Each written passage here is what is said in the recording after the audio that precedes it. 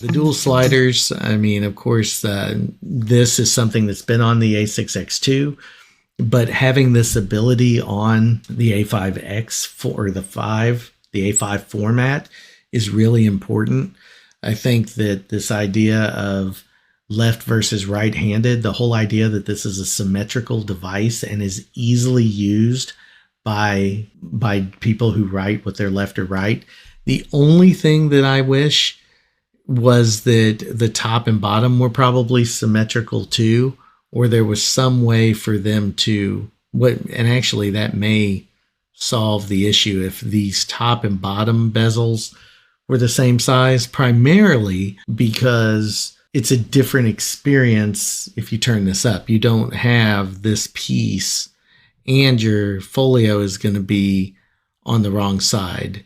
So again, if you go back, I think that if they'd have made this symmetrical and maybe put a pin loop on the other side as well, or since it's mechanical, put the attachment so that you could flip it, then it would be a lot more natural for someone who was left-handed. So if you could put that folio case to match whichever your dominant hand is to be able to make this truly an ambidextrous device. The auto rotate, again, very important. I think that that's something that you're going to need moving forward. Everyone else has it, and it's just something really important. And then more convenient, they get back to the pen. Again, love the idea that they're adding a mechanical option here to be able to add that.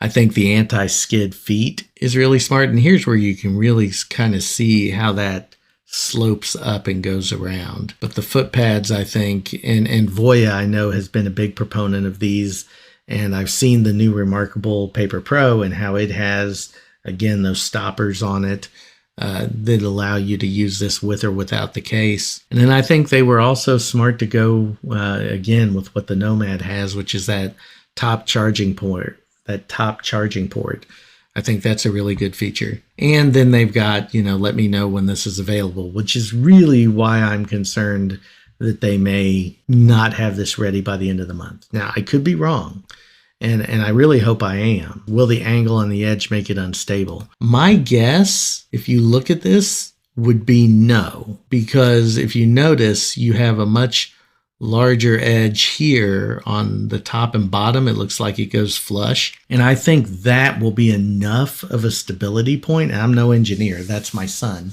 And maybe we'll have another discussion at some point with him about how this actually all would work from an engineering perspective. And of course, once I get one in my hands, I can tell you. But I think from here, if you look at where it starts to taper, and you assume that that goes across the entire edge to the other side, and then it's flush on top and bottom, I think you're going to get a stable piece. But I could be wrong on that. I guess it depends on where you're resting your hand and whether or not you're going to kind of make it do the wobble side to side.